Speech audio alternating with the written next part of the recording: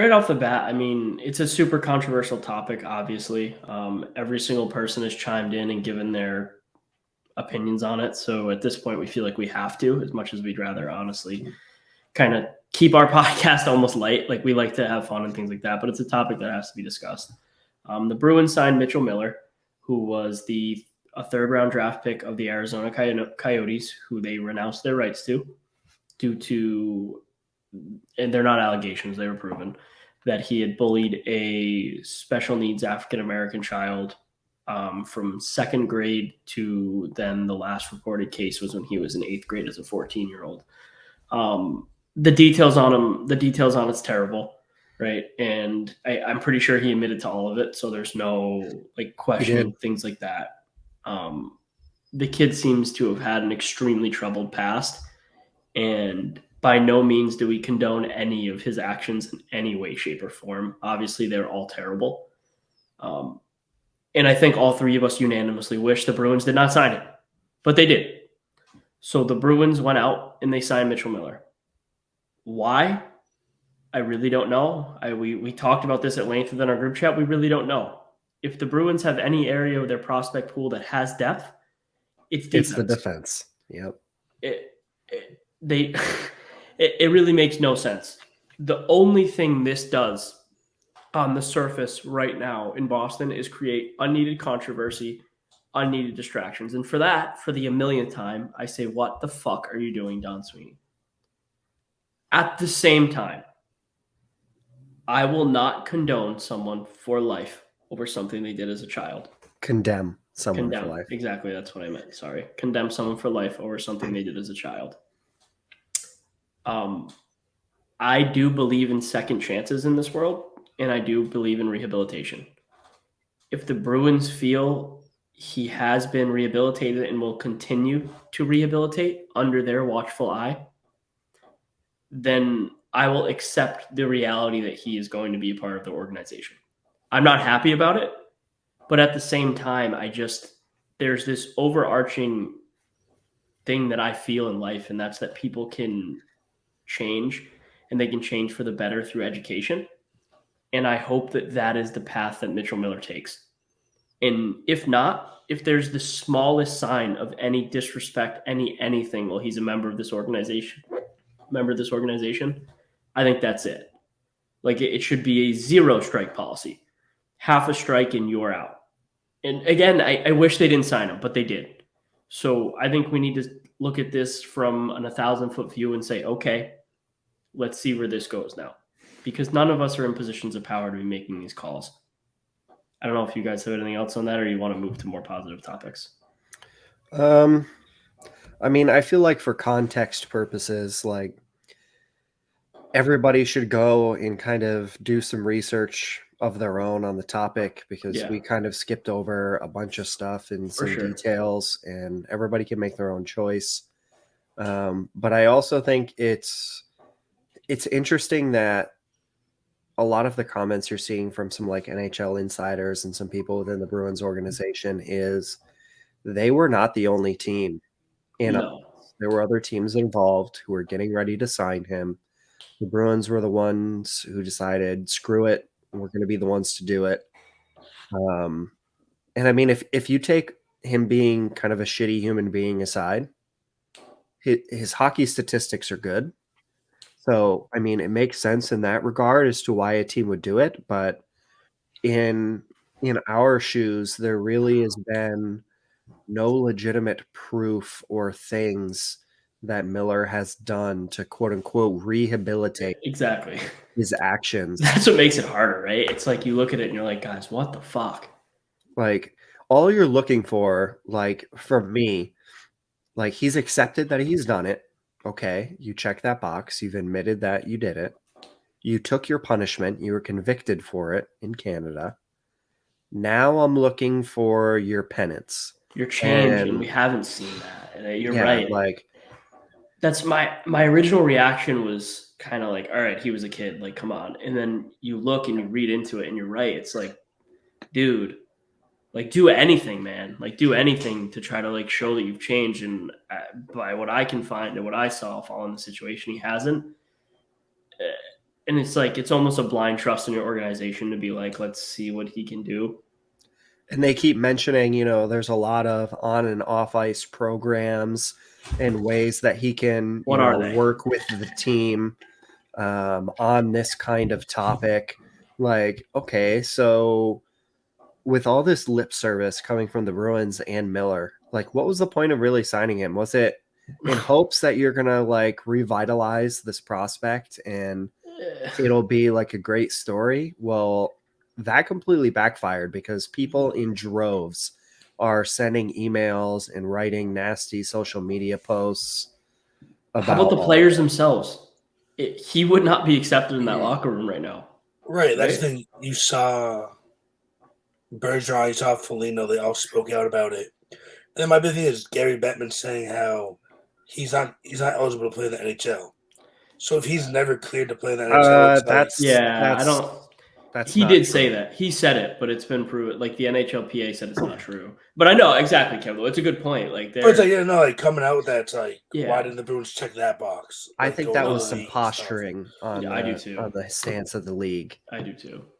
But at the same time, it's like these guys. I think the quotes that were shared out from all the players almost had a little different tone than if you actually watched all their interviews. At the same time, none of them are happy about this. It just doesn't make sense. None of this makes sense to me, and I'm not happy about it. And you're going to have to prove that you're a changed human and that you're ready to make an impact in the special needs community. Because just being a changed human isn't enough. When you're on this scale and you have this platform, the only way to show you've changed is to make change. And I think we leave it at that. Obviously hard topic for all of us. But yeah, that's how we feel. Anyways. Yeah. Some positive news. The Bruins had the good times rolling. The Bruins have been the best team in the NHL. They had a tough loss last night against the Maple Leafs. I had it as a scheduled loss. Going into Toronto on a Saturday night, a lot of guys going home to see families, probably going out for a nice dinner the night before. I knew the Bruins weren't going to come out firing, and I thought it would be a close game, which it was, and we lost. Bruins pushed back at the end. How did you guys feel last night? It almost didn't feel like a Bruins game night. No. To be honest with you, like the whole like Miller signing and doing it in Toronto, the obnoxious amount of media involved, like completely took all of the eyes away from the actual game itself. And as soon as this signing happened, I kind of expected that this was going to be a penciled in loss just because the distractions are going to be absolutely wild. You have Patrice Bergeron doing, an interview with Elliot Friedman for Sportsnet about it. All these media people are in the player's face all weekend. So for me, it's kind of like a one-off, like, whatever. It's one game. But of course, it's Toronto Maple Leafs. It's always the team that you want to see the Bruins get up for and beat. But yeah, if you take last year into consideration, they lost every game against the Maple Leafs. So yep. The Maple Leafs play this weird style of hockey against the Bruins where they attack, give the puck to Austin Matthews. And yeah, it's just – and the Bruins, again, like in a playoff series, they're going to out-physical them and they're going to get in deep, and I think they win. I said that to my dad last night. He was like, what the hell is this? And I was like, I know, but the Bruins can get in behind that defense when playing the right way and beat them. Marchand didn't look himself last night. Other than that great penalty shot, he looked a little off. Pasta didn't look as engaged. It's hard. I'm not going to overreact. I'm just not. Yeah. And, I mean, you're also missing Derek Forbert, Charlie McAvoy, Craig Smith. It was Krejci's first game back from an injury. Yeah. So Segway City. Yeah. Charlie McAvoy. His return is coming soon. That is major news. I would probably expect it to be this week, but Kevin's probably the expert on the IR train. Kev, what do you think? You're thinking Thursday, right? Yeah, no, I originally thought it was going to be last night in Toronto. It was like he went with the team for the road trip. They're not trying to rush him back like you did Marchand, but just get him back. You have a big game. You're dealing with injuries. But then again, like we talked about yesterday, Montgomery said he didn't check all the boxes. He's close, but he's just not there. So give him those extra few days just to figure it out, get back into the shape of everything. So I do expect it this week. Hopefully Thursday when Jake and I are in the building against Calgary. That'd be a beautiful return. Oh, I'd be quite happy. I might actually wear the yeah. McAvoy jersey to try to bring it into fruition. So I'd be happy with that. But we need him back. But, yeah, we do. A game like last night shows you need him back. When Mike Riley's on the ice with a minute 47 left in the game, there's issues. There's issues. When Hampus Lindholm is like bleeding from the ear, so they pull him and you have to send out Mike Riley to try to get a goal, there's issues. And like the Bruins team has been good so far this year, right? Like they're 10-2, so like let's not freak out. However, this Bruins team is going to be ridiculously difficult to beat. Yes. If you bring back McAvoy and you put him on a separate pair than Hampus Lindholm. I think your pairs, when completely healthy, should be McAvoy Grizzy because we know what they do. Lindholm and maybe Cliffy. Cliffy looked good with Lindholm, dude. But you could even go Lindholm Forbert and then run like Carlo. I'm really down on Carlo. I just had trouble with Carlo's game. He's getting offensive chances. They never go in. He's fumbled the puck way too much. He sonks himself regularly. Like regularly, he just whiffs on passes, and I yell "sonk" at the TV to try to make me feel like Carlo did it on purpose. His stride is brutal. I'm off on Carlo. I mean, and he could turn it around and play mean and play like a young Brandon Carlo, but I don't know that he has that in him anymore. I really don't. He doesn't. I mean, if you look at the leg injuries and towards the beginning of his career, and now more recently, he keeps getting concussed. I mean, are we talking like 2 to 3 years from now that he's, going to be retiring early because of injuries? It's looking more likely, to be honest with you. And I think that a lot of these injuries have caused him to become more hesitant. Like, for me, what's frustrating is, like, I look back at the New York Ranger game, right? And you see Ryan Lindgren going into the corners and just demolishing anybody who is there.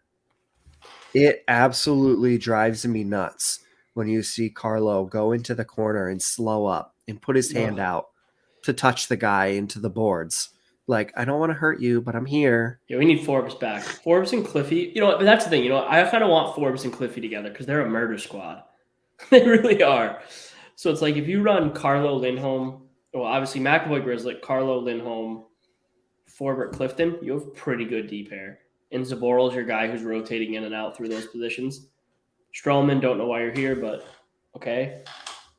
You need a seventh defenseman. I know. But the seventh defenseman has had to play every game because you can't stay healthy on the back end. I'd rather if you think about it now. So far this season, you've had Grizzlick, Carlo, McAvoy, and Forbert. 4 injuries on the back end for any undisclosed period of time. Yeah, it's tough, but I love what we're seeing from Lindholm, though. We're finally seeing a full year Lindholm in Boston. He's stepping up to the plate. That was the biggest question with McAvoy out. Yep. Can Lindholm take that next step? And he's been electric. He's been He's putting his name into the Norris conversation, which is you love to see. Possibly 2 guys from the Bruins that are Norris candidates. I know McAvoy's a lot of ground to make up, but in this, we talked about the style that Monty has them going. This defense this defense is made for McAvoy. The scheme. So McAvoy he's a warhorse. He'll score 10 goals in 65 games for sure. That's the thing. You have McAvoy over 10 goals. You have Lindholm over 10 goals. Like, guys be 40, 50-point guys. Like, that's huge. It really is huge having 2 of those. Yeah, guys. Like, you finally have that D-core, like, right there, rebuilt. Like, question for you two. Do you think that D-core playing so offensively adds into what we've seen as the biggest resurgence in the Bruins in the last few years, which we haven't had for the last few years, right? Depth scoring. Yeah, I definitely feel because you're opening a whole new part for your team. Like, it's not just defense. It's let these guys play. Let them play to their strengths. Hey, it's okay to make a mistake because this team can score and you can get covered for it. You give up a bad goal. It's like, nope, guess what? Go down there and score that goal without getting your leash yanked right back into the doghouse. Like, yeah. So we won't even talk about the top 6, who more or less is all point per game or 0.75 per game. Charlie Coyle, 7 points, 12 games. Nick Foligno, 7 points, 12 games. Pavel Zacha, 7 points, 12 games. AJ Greer, 6 points, 10 games. That's ridiculous for the bottom half of your lineup. Trent Frederick, 4 points, 11 games. Still, he's starting to round into form. I think he plays this way. He'll be around half a point a game, which is great for depth scoring. You have Grizzy was at half a point a game. Marshy over a point per game. I'm just looking lower in the list. Obviously, he's really part of that top 5. But Cliffy, 5 assists already. It's something. It's really something to look at. There's a lot more chemistry in the bottom 6 this year for the Bruins. Yeah. And driven by who? Who's driving that chemistry? Who do you see that's bringing all those guys together? Foligno. Nick Foligno. It's time. We have to do it. The three of us want to write a formal apology to Nick Foligno. We're sorry, Nick. We're sorry. Candy corn still sucks, Nick. We want you in our lineup for the whole year. You've earned it. You look great. You look rejuvenated. You're somehow one of the fastest players on the ice. I don't know what you did in the offseason. Because last year you looked slower than Kevin's 40 time. And now you're lightning fast. So I just don't get it. I don't understand what you did. But you're playing really good hockey, man, and you're hugging Ully when Sway's out. And God, we're happy to have you, dude. This is the Nick Foligno we all hoped we had last year. Absolutely. And that's the Nick Foligno that the Maple Leafs had hoped they got. Yeah. This Nick Foligno's going to score like 12 goals, 15 assists, be like a 30-point guy, and I'm going to love it. Maybe he has more than that. I could be underestimating him a lot. Yeah. Now, one thing I want to touch on real quick before we kind of move on along is the style of play for defensemen with the Bruins. I know you guys have heard me say this analogy with goaltenders where, the book kind of gets out on them at some point and then they're less effective than they used to be. They kind of come back to earth.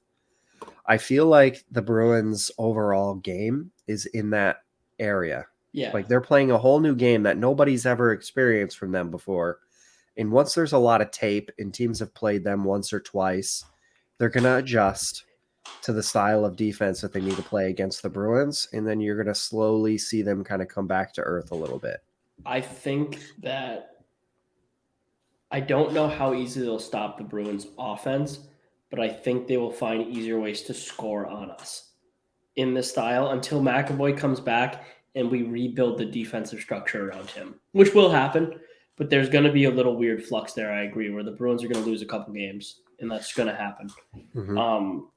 I do think Pasta will keep scoring at this clip. I do think Marchand will, DeBrusque will, Hall will, because they're just too damn talented. The bottom 6 is going to have some issues, though, when this aggressive in-your-face hockey, some teams start to figure it out. But the bottom teams won't be able to handle them. It'll only be the top teams that start to really figure out a way to kind of fight against it. So we'll see how it all goes. I mean, I'm still super positive on the Bruins. This is the best Bruins team we've had since 2015, in my opinion. Fair. I really feel that way. I think this team beats the 2019 team. The 2019 team shouldn't have made the Stanley Cup. They did, and they almost won it. But they had the easiest path to the Stanley Cup. They were lobbed softballs all the way in, and we know that. Like, it's just reality. We played the Columbus Blue Jackets in the playoffs, okay? If that same scenario happens where like every round is an upset for the Bruins before they get to the Stanley Cup, they will absolutely probably sweep some series on the way there. Yeah, the only teams in the East who the Bruins I genuinely worry about is Tampa and Toronto. Other than that, I think the Bruins win every series. I really do. I think they even beat the Flames now. We're fast enough. We finally got fast enough. And it's not even like our players go faster. We just play the faster. Flames? You mean the Hurricanes? Hurricanes. My brain's the Carolina Hurricanes, the Carolina Panthers, the Carolina Flames. My brain just call them whatever. My brain is just mush. But yeah, the Bruins are good. Bruins are good. I think I'm going to make a T-shirt that says the Bruins are good. I was really going to make that T-shirt a week ago, but now I think we give it like 3 weeks before we release that T-shirt. I don't know how many people know the Bruins are good tees right now. But yeah. And I mean, this year honestly is like the year for the Bruins to mash the gas pedal in the regular season because that number 8 and number 7 team in the wild card is going to be a much easier matchup for somebody. Oh yeah, for sure. Definitely. Agreed. I think that's kind of it with the Bruins. Obviously, a lot of positive stuff around the team, a new, fresh, negative thing around the team. And we're just going to have to wait and see how it all works out. But let's get into some other stuff. Let's get into that salty, salty, salty East.